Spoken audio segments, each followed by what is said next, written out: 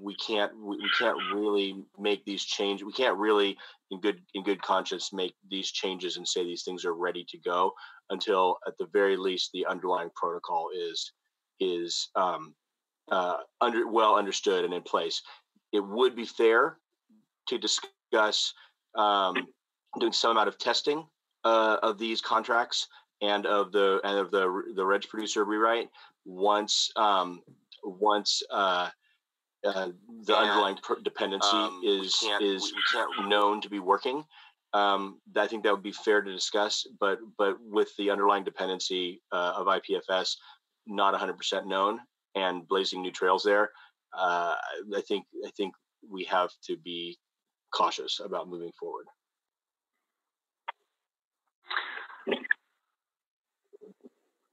Anybody else want to jump in on that? Okay, thank you. So we'll move on to the governance.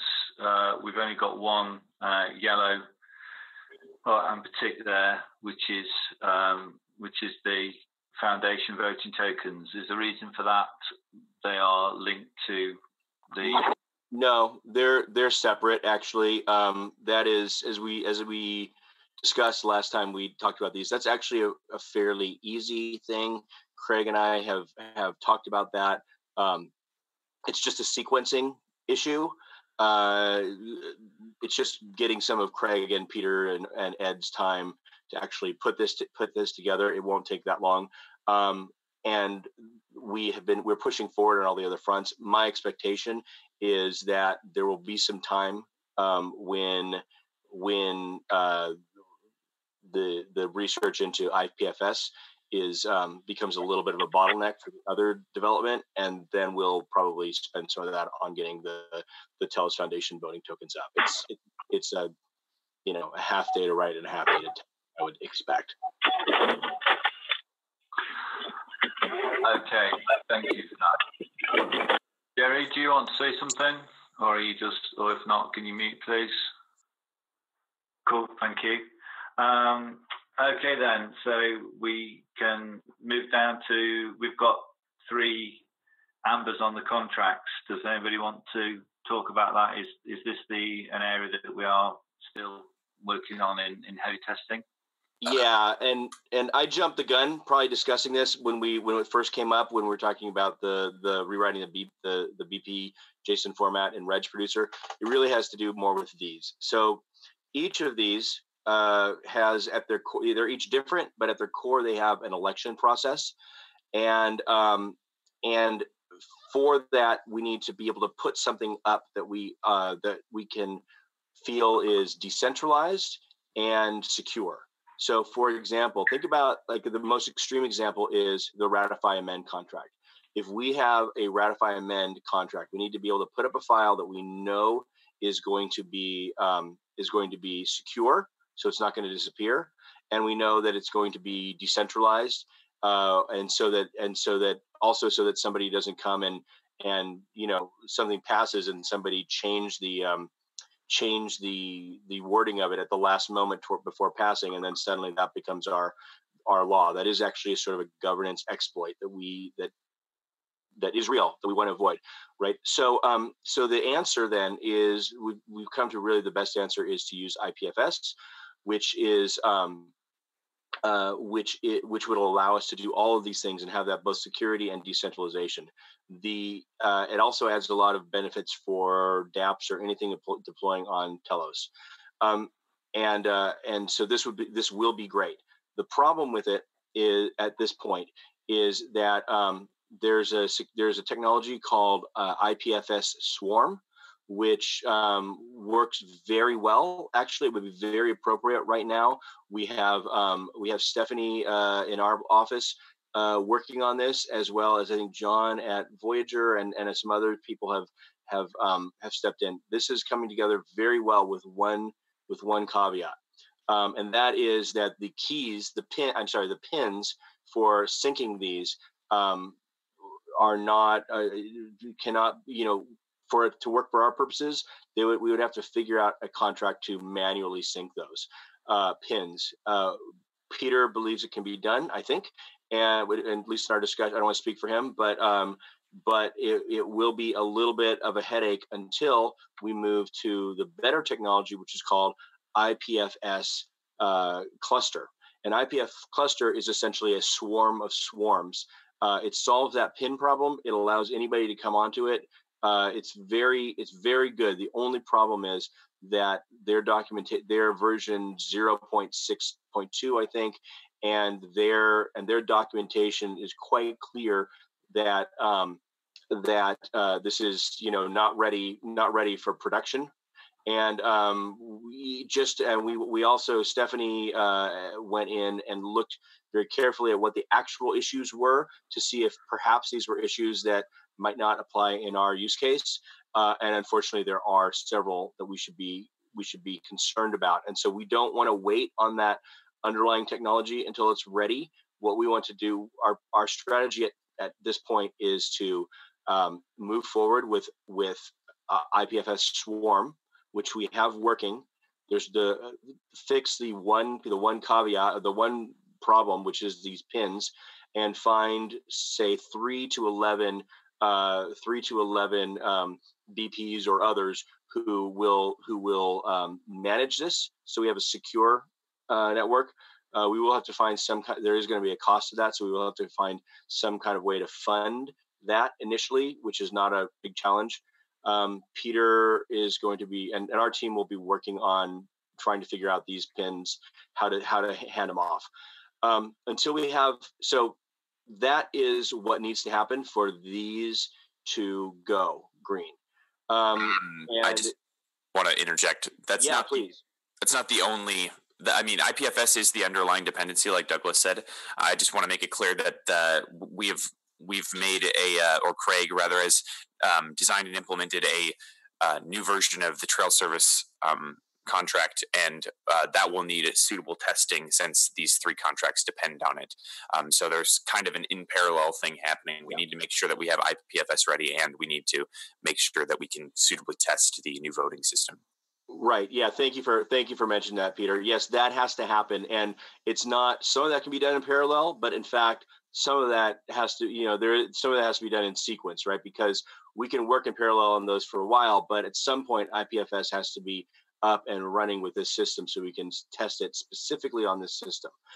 The alternative, we're quite hopeful about this. The alternative, however, would be to remove these 3 and launch Telos without the ratified amend contract, without arbitration contract, and without the worker proposal contract. There's a big problem with this. Number one, we promised that we're not going to launch without these. We see the problems of launching without these on EOS. There's a challenge. There's a payment challenge essentially of what happens once we have launched and gone live and split up the pie. How do we get people to work to do ongoing development on this, especially given the prospect of losing a significant part of the development team upon launch. So now the answer going forward was always, well, we'll fund it through grants from the Telos Foundation and or more likely through worker proposals for ongoing development. That's how other groups do it. That's always been the plan. That's how the network is self-sustaining. But if we don't have the worker proposal contract, then we can't do that. So my personal feeling, and we can discuss this, my personal feeling is we need to stick to our promises. These are 3 of the things that the lack of is causing severe problems on EOS and the inability to evolve. I think we understand what those problems are, and we don't want to replicate that on Telos.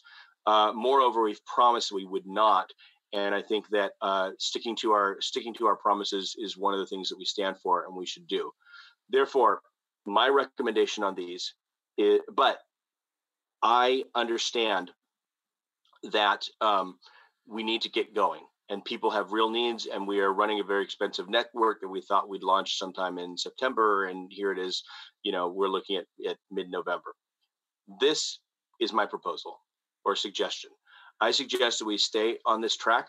We make sure that we develop these contracts, and that we don't worry about the Telos Foundation voting token. That'll happen. We worry about and the BP, the reg producer BP format will happen with this. That's just waiting on this dependency essentially. These contracts are what we're waiting on. As Peter said, we can develop in parallel for a period of time, and then at some point when we feel IPFS is ready and tested, if there is, and we come to the point where we need to do additional testing of these contract functions upon IPFS, which, by the way, we will have been testing in-house. It'll just be the decentralized version that we'll be testing.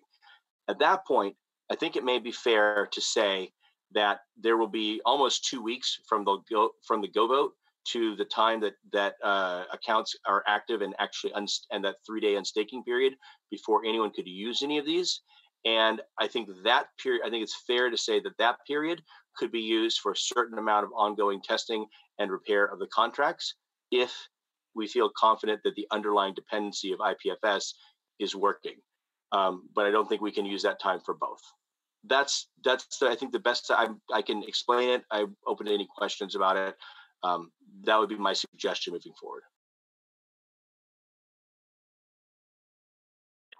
Douglas, my only question would be, if it doesn't really look like it would take that much time after go live, why can't we do it before? So we can't. So we don't know, right? I mean, the software development always takes longer than one thinks it's going to take. They say that so anyway, the 90-90 rule, right? The first 90% takes 90% of your time, and the last 10% takes 90% of your time. Takes the other 90% of your time. We are in that last 10%, and I do not feel that we should be testing both the contracts functions, which need to be tested and are important, and the underlying dependency at the same time. And I've shared this with most of the people in network and all the J's, and they all seem to heartily agree that they are free to anyone from development or network is free to chime in about their opinions about this. I feel comfortable testing the contracts during that period. I don't feel comfortable testing the underlying dependency. Because, and here's the thing, no one has ever done this before, right? We are not piecing this, to be clear, this is something that these three do not exist on EOS for a reason. There are very many smart people, highly motivated to enable these on EOS, including Block One, and they haven't. We have a very real opportunity to do this. I believe we can do it. But hard things take time. Okay, Douglas. Anybody else want to chime in on that in particular? Yes, it's Syed from Sweden Coronet, and in this I am with Douglas. I think this is very important thing. We should not go ahead without doing this important work. Otherwise, we could have a lot of issues post-launch. Yeah. Okay, then. So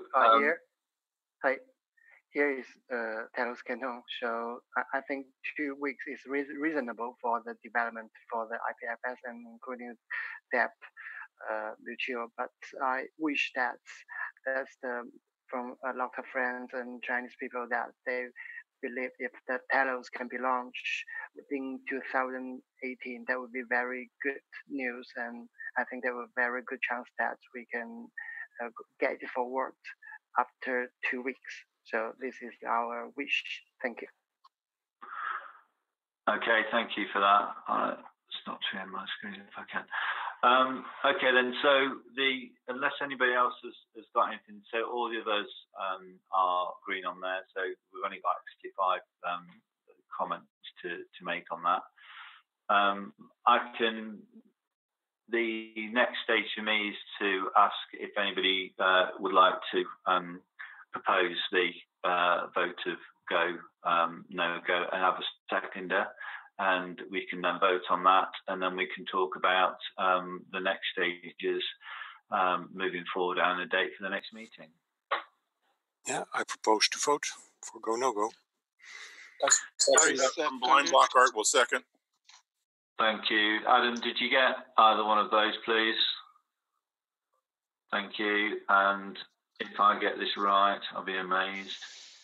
Okay, so I've put the question, should we proceed to the launch of Telos Network? Yes, but yes, no, into the chat.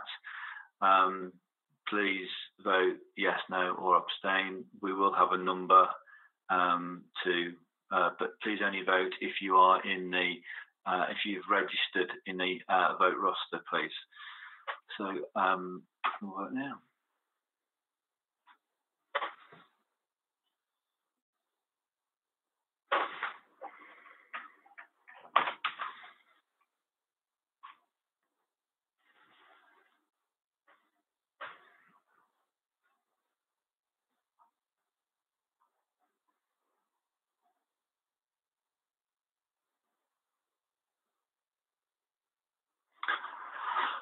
Okay, thank you, everybody. We believe that we've got 21 people in the list. So Adam's done some maths, and we need 15 for a pass. We're not going to get 15 on a pass, and that's an overwhelming rejection of the motion. So we shan't be launching, which is probably no surprise. So the second part of we'll put that in Slack, and we'll put the results up for everybody. The second part of the meeting is therefore for me to ask, we've discussed the highlighted areas. Do we want to discuss those further, or did you just want to propose a next date? Douglas, do you want to say something? Yes, thank you, Jim. We discussed a bit about when we could do our next. As part of our discussion, we talked about when it would be reasonable to do another call. This feels like a little more than a week's work, but we are coming up to a situation where where much of the development team is going to be in San Francisco for the hackathon and promoting Telos there. And so if we were to say push, the amount of work that's going to get done this week is less than on a typical week, unfortunately. Stephanie and our new sysop are going to stay and work on the IPFS part, but the rest of the dev team is going to be out of town. So it's while it's probably a little more than a week's work, and we could have another call in a week, I don't think that's very productive, because we're just not going to. That week's work is not going to happen this week, right? So then it comes to the question: should we look at Friday for the next call instead of next Wednesday? I feel like that might be a little early, and it might not lead to a good outcome. I think then we could look at the following Tuesday or Wednesday as times to potentially vote. I could support either of those. I think a lot of I would say that a lot of our Tuesday calls now, especially off the one yesterday, except for the specific tips, which I hope we will have fewer of, a lot of those calls are less populated with issues, and perhaps you could start moving our go no go call to Tuesday instead. Those are some. Just wanted to catch you up on some of the issues why it's really probably not very productive to move this to next Wednesday, because so little work will have actually been done in that time. Yeah, thanks for that, Douglas. I think that I was going to propose that we actually don't have both launch group and go no go calls. I think we can merge them into one now. We have got that on the agenda, so we can almost just keep the agenda the same, and every launch group call could be a go no go call at the same time. I will just put my hat in the ring regarding the following week of the 15th and 16th. On the other side of the pond, there are a lot of people going to the meetup in Oslo, so I wouldn't be able to host anything on on the 16th. So that just puts us through to, I believe, Tuesday the 20th of November. And that will be my new suggestion of the time that we would go for the next call. Do I have anybody's strong opinion that they really feel that we need to go before that, or whether I'm basically going to say that we're not going to have any more no-go calls. We are going to have launch group calls, and that's going to be part of the every time it will be on the agenda. So that's going to be my proposal. And the next meeting, the next time we meet on the 20th would be the next time that we bring that we bring the call to the vote to the call. Anybody got any opinions on that?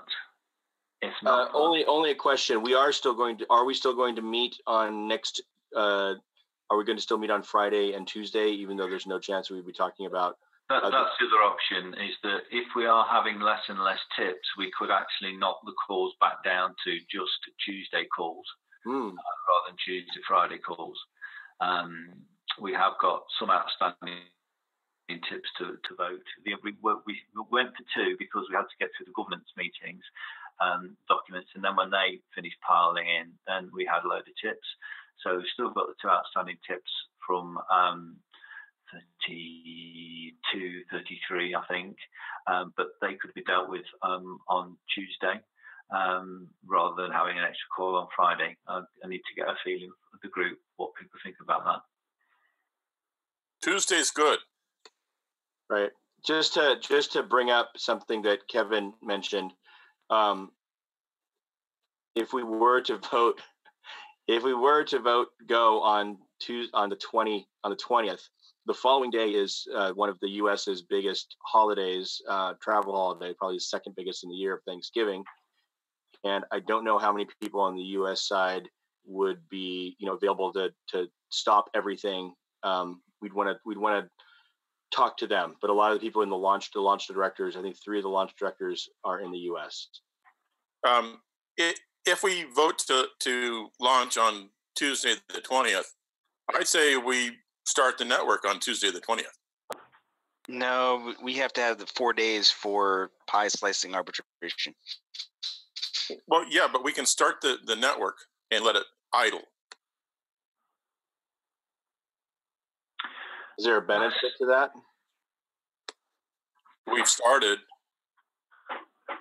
I think there's another network that's using we are going to start it and no one can do anything with it plan, and I don't think that's very meaningful personally. So here's the question though. There is a time where we could start it and we could get to injection, and we could start it and we could get to injection, and then we have to pause it for people to validate during that time, right? And leave it, and once the injection, we open it up for anybody to validate the injection, which is kind of dead time. Is it possible, if we had slicing pie worked out, if we thought this was actually going to happen, if we had this pie slicing app worked out, that we not pause for 4 days, that we have that going in, like that we start that 4 days, ahead of time on the previous Friday, and then we really knock down our things, so we're only adding a few straggling hours in that last time. Would it be possible to shorten that? Because that might be ideal. What do people think about that? Yeah, if we put the pie slicing end on Friday the 18th or whatever, then everything would be ready when we want to inject on the 20th, 21st, somewhere in there. Yeah, but I mean, that's like 10 minutes of work. I mean, it's really not that big of a deal. Like getting to the point of injection. I mean, and we're not going to release Genesis before then. So, but we have to pause after we inject, right? Don't we have to pause to allow people to, like, for almost 3 days, to allow people to validate? I don't know that it needs to be 3 days, but it was according to the launch procedure doc that we've worked on. It's vote, go, no go, 4 days for arbitration, for Pi slicing. Start the network, inject Genesis, inject Pi, inject, whatever. I guess we won't have community, but get all of those things in, then pause, sync up launch director nodes, internal nodes, whatever, and then, because we're not going to actually release the Genesis node like IP information, right?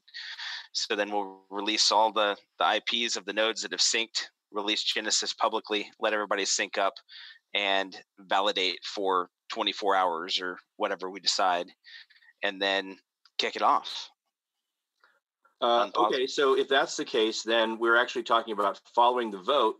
We don't actually have to launch it. We just, like, there's already a 4-day period built in for us to go through slicing Pi, which Correct. Is a lot of James Davis time and Rob Koenigsdorf time. So we'd have to look at what they think, but maybe it's also, I don't know. What do you guys think about that? If you're the ones who would be looking at things over Thanksgiving, it'd be the Saturday of the Thanksgiving weekend. Well, we can certainly work towards it. I mean, we have. It also happens to be my wife's birthday, but we can work around that. So I'll just have to take a just one every year, man. Okay, well, you only launch Telos once. Hopefully. So we're presupposing that it's going to be a yes. Please God, let it be a yes. But it sounds like there is, like, we have some internal business that we need to do. Maybe in the meantime, we could actually even look at how much of that internal business. So if it was a yes vote and our current process is 4 days, if we did it on the 20th, then that's the 24th, which is the beginning of the next week. And then we move forward. So it seems like the Thanksgiving is not exactly a deal killer on this. Is that what you think? Okay, great. And this is Jesse from Kalios. I mean, we've talked about our plan being to get this fully automated and tested. So for us, if we're successful, it will be a pretty autonomous process. That won't be. We're going to put the time in long before we vote go, no go. Hey, one other thing. 7-day window. If everybody understands what's going on and we work towards it, there's no real reason why we can't be done with Pi slicing basically on the day we vote. Right. I mean, if we do all of our arbitrations ahead of time and we just get everything in place, everybody enters their last few hours just right after the go vote. We could be ready to go. So let's. I think we need to push chairs to get these to get any things that need to go to arbitration really quickly. We don't want to be doing that in the middle. I know the time's booked in to do that, but we don't suddenly want lots of surprises.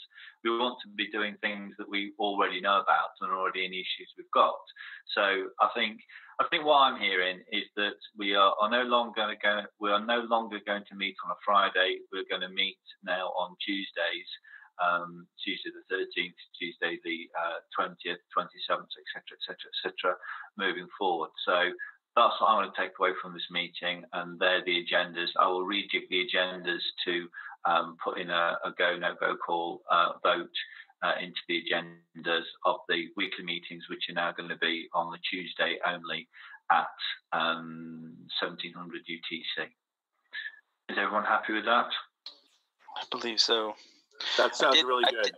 I did want to bring up, we really didn't get to it, but of things that went green on the launch list, one of those things was testing of the kick functionality, both the automated functionality and the BP vote out functionality, that both appear to now be bug free and fully functional. That's great. Thank you for that. That's awesome. That is really good. The fact that we've got that sorted, I think that's a big feather. EOS could use that a lot. They could use that hard. So yeah. I mean, I like this idea of. I'm sorry to just jump in, but I have now. So I like this idea of doing, since we do have this time that we know about. Let's preload everything we can, right, in all areas. For example, we're looking at Yoast and translation have advanced the cause that I called for the other day about getting Chinese and Korean translations of all our core governance docs going. He's taking the lead there, which is excellent. I want to thank him for that. That's Yost from Dutch EOS. So that's going forward because I would love to have those translated prior to going live. We can also take James's suggestion to accelerate all of our processes. We know what's going to happen now. Let's just get all those things. And I know that GoodBlock, by the way, is most in need of that. And I apologize. There's been some things that aren't clear, but we're just going to move forward and get all our stuff in too. So hopefully that offers clarity. So I do apologize for the delay there. It was not in bad faith at all. I think everybody understands that. So let's move forward on these things. And again, as I've mentioned in Slack, the only thing that I dislike, that I hate saying more than we can't launch this week, would be I wish we hadn't launched last week. So let's be smart and not get in that situation, and we will be glad. Okay, thank everyone for their time, and we shall reconvene here next Tuesday at the same time. So thank you very much, everybody, and cheerio, and see you on Slack. Yeah. Thanks, everybody. Yeah. Go tell us. Go tell us. Thank you, everybody. Bye-bye. To the dev call.